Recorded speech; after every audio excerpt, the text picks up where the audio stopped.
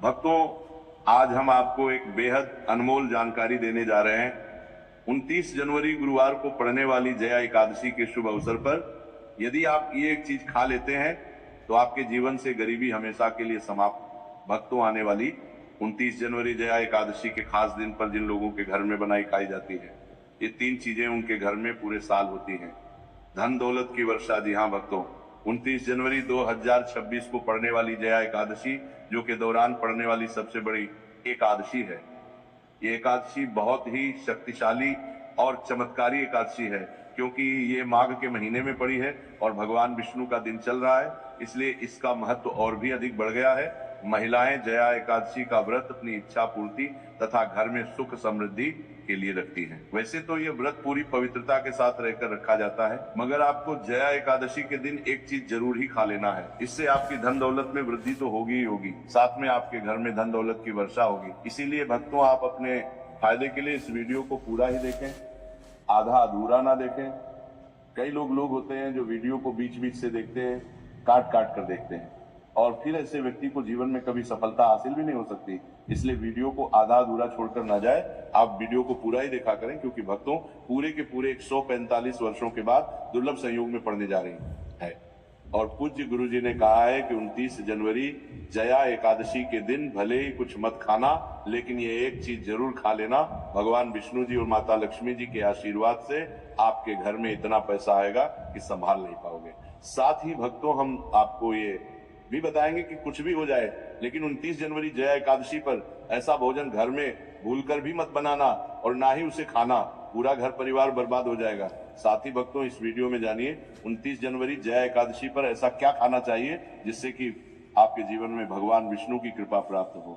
साथ ही भक्तों, इस वीडियो में हम आपको ये भी बताएंगे कि 29 जनवरी जया एकादशी पर भूलकर भी ये 4 काम कभी मत करना, नहीं तो बर्बाद होते देर नहीं लगेगी। साथ ही भक्तों, जया एकादशी पर आपको ये 7 काम कभी नहीं करने चाहिए।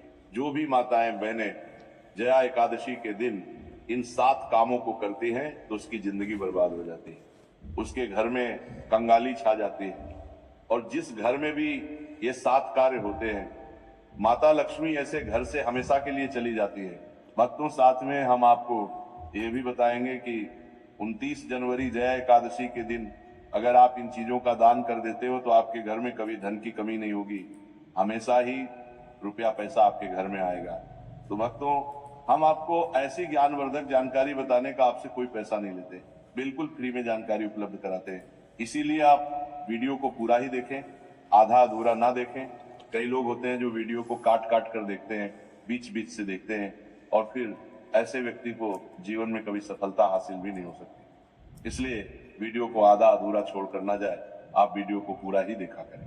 चलिए भक्तों, अब हम जान लेते हैं कि 29 जनवरी जया एकादशी के दिन कौन सी चीज जरूर ही खा लेना चाहिए, फिर आपको करोड़पति बनने से विधाता या नहीं रोक पाएगा। भक्तों, क्योंकि भक्तों 145 वर्षों के बाद जया एकादशी ऐसे शुभ समय में पड़ने जा रही है, और जया एकादशी हिंदू धर्म के लोगों के लिए सबसे श्रेष्ठ मानी जाती है। और भक्तों, इस दिन किया गया कोई भी उपाय कभी भी निष्फल नहीं जाता, बेकार नहीं जाता, मतलब हमेशा लाभ ही लाभ प्रदान करवाता है। चलिए भक्तों, सबसे पहले हम आपको जया एकादशी की थोड़ी सी जानकारी दे देते हैं। भक्तों, इस बार 2025 में जया एकादशी को लेकर लोगों के मन में कंफ्यूजन की स्थिति बनी हुई है कि यह व्रत किस दिन रखा जाएगा, 29 जनवरी कैसे किया जाएगा, शुभ मुहूर्त क्या रहेगा, इस दिन क्या खाना है और क्या नहीं खाना है। इस वीडियो में हम आपका सारा कंफ्यूजन दूर कर देंगे। बस आपको संपूर्ण जानकारी के लिए इस वीडियो को पूरा देखना होगा। और भी बहुत सारे लोगों के प्रश्न आ रहे हैं कि जया एकादशी पर हम पवित्र नदियों में स्नान कर सकते हैं या नहीं, पहली बार ये व्रत कर सकते हैं या नहीं।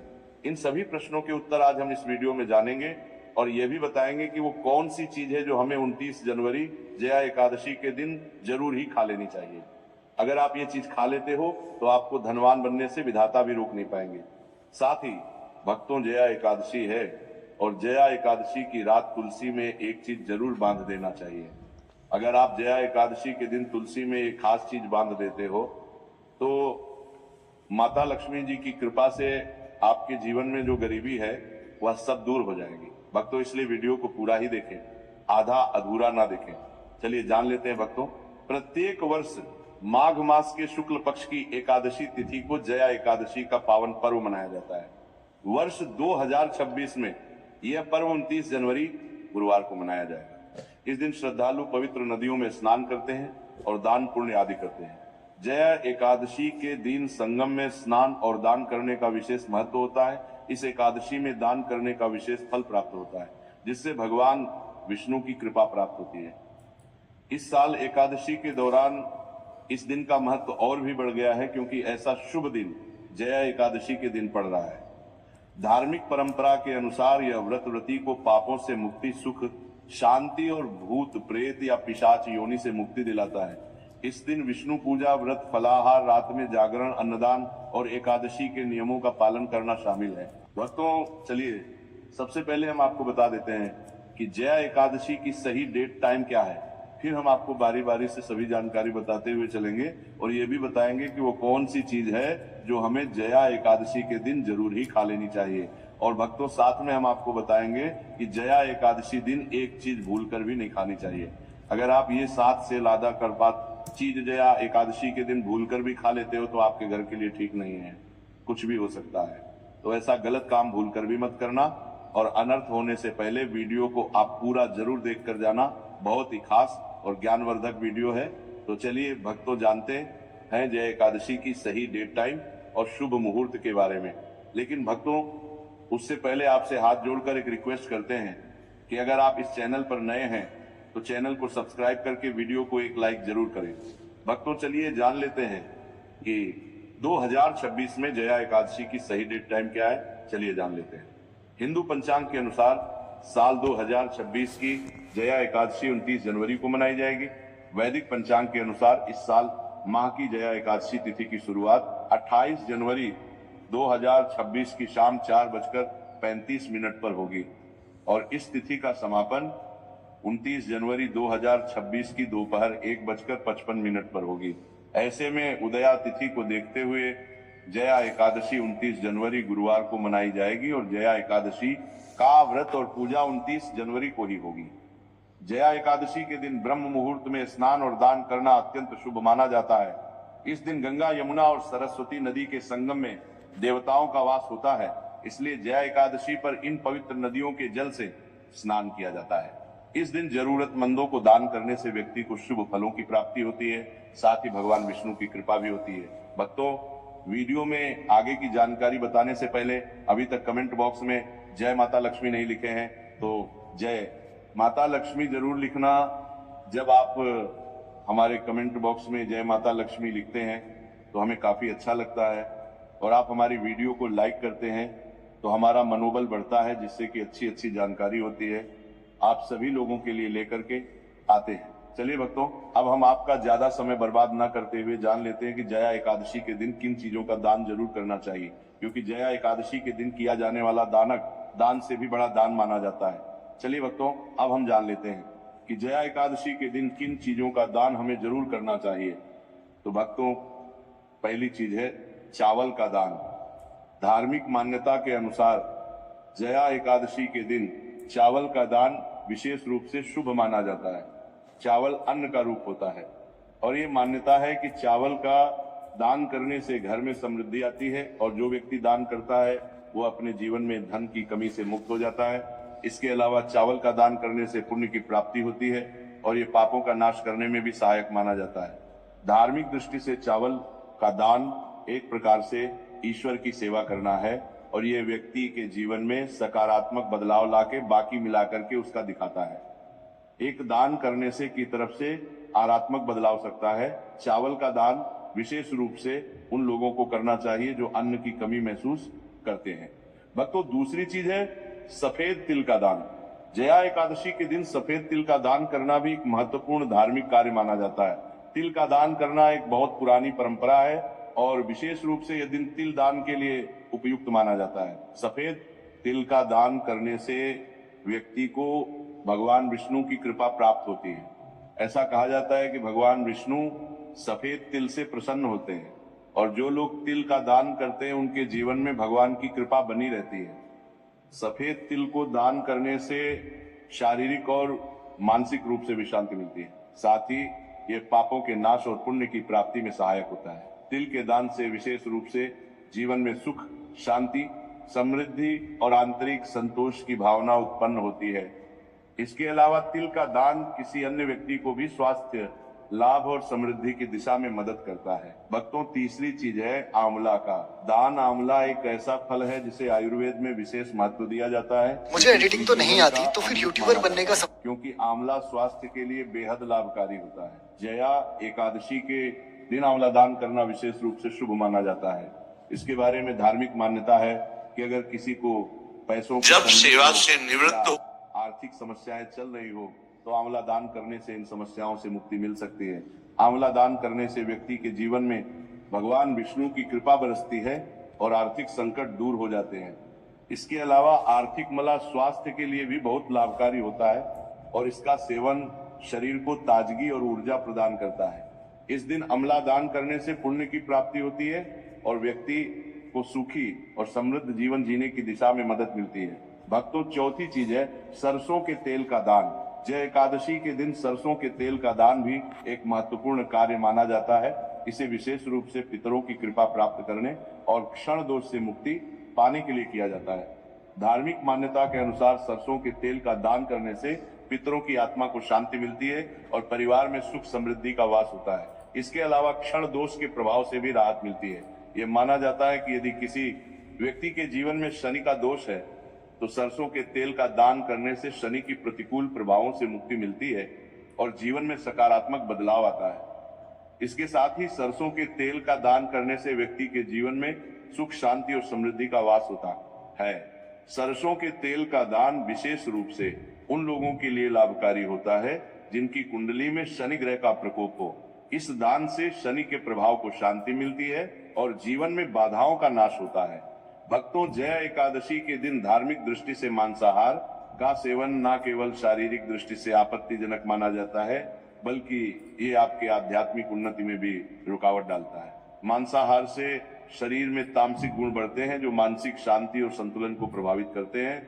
हमारा करते हैं वह सर का सल रे मानसिक को प्रभावित करते हैं। शास्त्रों में ये कहा गया है कि मांसाहार से शरीर और मन में राजस और तामसिक गुण बढ़ते हैं जो भक्ति के मार्ग में बाधा उत्पन्न करते हैं। इसलिए इस दिन मांसाहार, अंडे, मछली, मुर्गा या किसी भी प्रकार के मांस का सेवन नहीं करना चाहिए। आपको इस दिन शुद्ध और सात्विक भोजन करना चाहिए, जैसे ताजे फल, दाल, चपाती, खिचड़ी आदि, जो आपके शरीर और मन दोनों को शुद्ध रखते हैं। ये व्रत के उद्देश्य के साथ पूरी तरह से मेल खाता है और भगवान विष्णु की कृपा प्राप्त करने में मदद करता है। भक्तों, अब हम बात करते हैं दूसरी चीज की जो इस दिन वर्जित है। खट्टे पदार्थ, खट्टे भोजन जैसे आम, इमली, दही और खट्टे फल आदि का सेवन इस दिन नहीं करना चाहिए। धार्मिक दृष्टि से खट्टा भोजन तामसिक गुणों को बढ़ाता है जो मानसिक स्थिति पर नकारात्मक प्रभाव डालता है। खट्टे पदार्थों से शरीर में नकारात्मक ऊर्जा का संचय होता है जो आपके व्रत के उद्देश्य के खिलाफ होता है। जब आप खट्टे पदार्थों का सेवन करते हैं तो ये आपके मन को चंचल और अशांत बना सकता है, जिससे पूजा और भक्ति में विघ्न उत्पन्न हो सकता है। इसके अलावा खट्टा भोजन शरीर के ऊर्जा स्तर को भी असंतुलित कर सकता है, इसलिए इस दिन खट्टे पदार्थों पर भोजन कर सकता है। इसलिए आपके मन को चंचल ऊर्जा स्तर को भी असंतुलित कर सकता है, इसलिए पदार्थों से बचना चाहिए। यदि आपको कुछ ताजगी और स्वाद चाहिए तो आप हल्के मीठे फल जैसे केला, सेब या नारियल का सेवन कर सकते हैं। ये फल न केवल स्वादिष्ट होते हैं बल्कि आपके शरीर और मन को भी शांति प्रदान करते हैं। भक्तों, तीसरी और महत्वपूर्ण चीज जिसको इस दिन से दूर रखना चाहिए वह नशे से संबंधित पदार्थ। जय एकादशी के दिन शराब, तंबाकू, गुटखा, मादक द्रव्यों आदि का सेवन करने से बचना चाह। ये नशे के पदार्थ मानसिक और शारीरिक स्वास्थ्य के लिए हानिकारक होते हैं और व्रत के पवित्र उद्देश्य को भी बिगाड़ सकते हैं।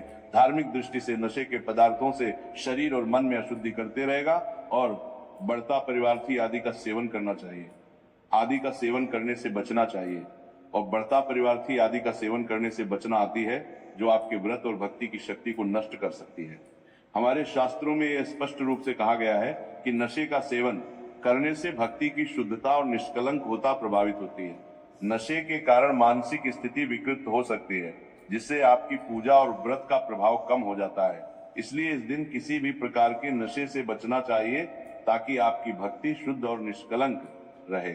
नशे से बचकर आप अपने मन और शरीर को शुद्ध कर सकते हैं और भगवान विष्णु की कृपा प्राप्त कर सकते हैं। अब हम बात करते हैं चौथी चीज जो है शक्कर और मिठाई के सेवन की। इस दिन अत्यधिक मीठा और शक्कर युक्त पदार्थों का सेवन नहीं करना चाहिए। शक्कर का अत्यधिक से सेवन शरीर में रजस और तामसिक गुणों को बढ़ाता है, जो व्रत के उद्देश्य के खिलाफ होता है। या मिठाई खाते हैं तो ये आपकी मानसिक स्थिति को प्रभावित कर सकता है और वृत्ति को संतुलित रखने में कठिनाई पैदा कर सकता है। हालांकि इस दिन हल्के मीठे फल जैसे केला, सेब और नारियल आदि का सेवन किया जा सकता है, जो शरीर के लिए लाभकारी होते हैं और मानसिक शांति बनाए रखते हैं।